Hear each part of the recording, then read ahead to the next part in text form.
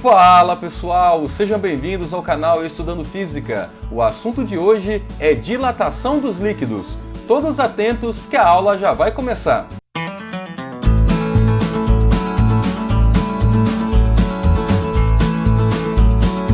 Antes de mais nada, responda presente clicando no like e se inscreva no canal para não perder os próximos vídeos. No vídeo anterior sobre dilatação, estudamos a dilatação volumétrica dos sólidos. Caso não tenha visto, clique no card que aparece no canto superior direito para assistir e entender melhor esse assunto.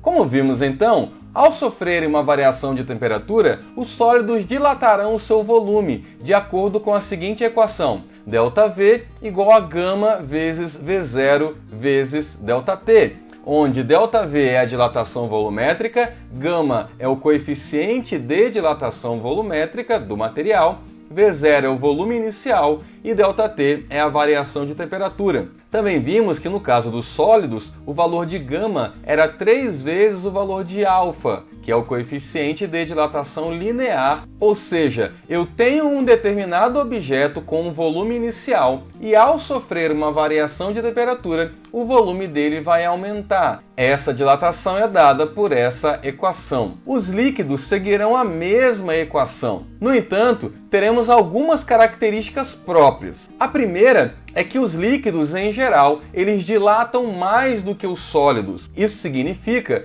que o valor do coeficiente de dilatação volumétrica dos líquidos é, em geral, maior que dos sólidos. Por isso é comum ver líquidos transbordando ao serem aquecidos. Além disso, graças a essa característica, conseguimos construir e utilizar, por exemplo, os termômetros. A segunda característica é que é necessário um recipiente para se medir o volume dos líquidos. Ou seja, sempre que estivermos aquecendo um líquido, estaremos aquecendo o recipiente também. Vejamos algumas consequências disso. Primeiramente, imaginamos a seguinte situação.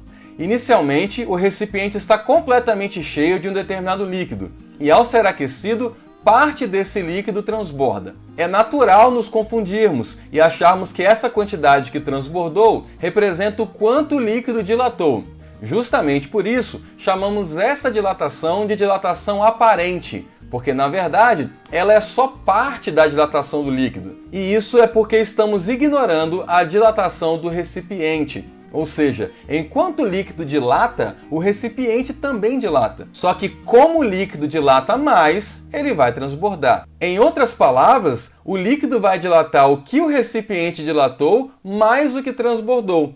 Matematicamente, então, podemos considerar 3 dilatações aqui. A dilatação real do líquido, estamos chamando de ΔV real, o quanto o líquido realmente dilatou. A dilatação do recipiente, o quanto que o recipiente aumentou ou diminuiu. E a dilatação aparente, que é o tanto que extravasou, o tanto que derramou desse líquido. Conforme vimos, a dilatação real do líquido será dada pela soma das outras duas dilatações. Então podemos escrever ΔV real igual a ΔV aparente mais ΔV do recipiente. Substituindo essas 3 equações nessa relação, ficamos com γ real vezes V0 vezes ΔT igual a γ aparente vezes V0 vezes ΔT mais γ do recipiente vezes V0 vezes ΔT. É importante enfatizar que as variações de temperatura são iguais, já que o recipiente e o líquido estão no mesmo local,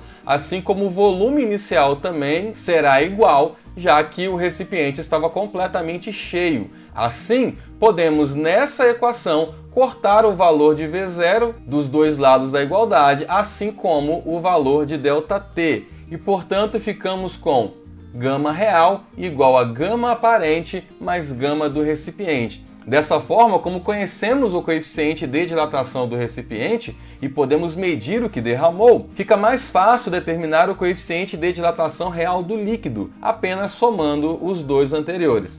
Vamos agora a um exemplo de exercício sobre esse assunto.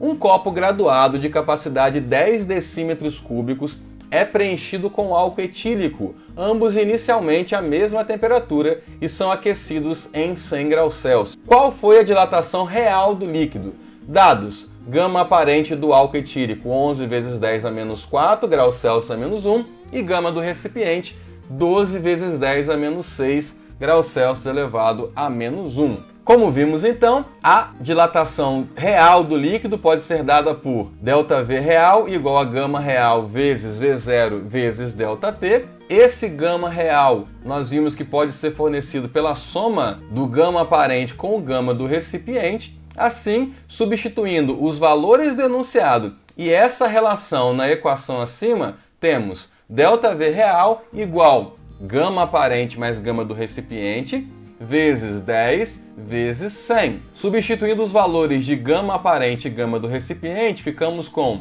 ΔV real igual a 11 vezes 10 a menos 4 mais 12 vezes 10 a menos 6 vezes 10 vezes 100. Estou mantendo esse 10 e esse 100 aqui para o final. Para conseguirmos somar esses dois valores, é necessário que esses dois expoentes sejam iguais. Assim, eu vou andar a vírgula aqui nesse 12 duas vezes para a esquerda, o número vai ficar, portanto, 0,12 vezes 10 elevado a menos 4, e aí somando 11 com 0,12, temos 11,12 vezes 10 a menos 4, apenas repito então o 10 a menos 4, vezes 10 vezes 100. 100 vezes 10 dá 1000, 1000 com 10 a menos 4, 10 a menos 1, e portanto ficamos com 11,12 vezes 10 a menos 1, bastando então andar a vírgula uma vez para a esquerda para encontrarmos a dilatação volumétrica real do álcool etílico igual a 1,112 decímetros cúbicos.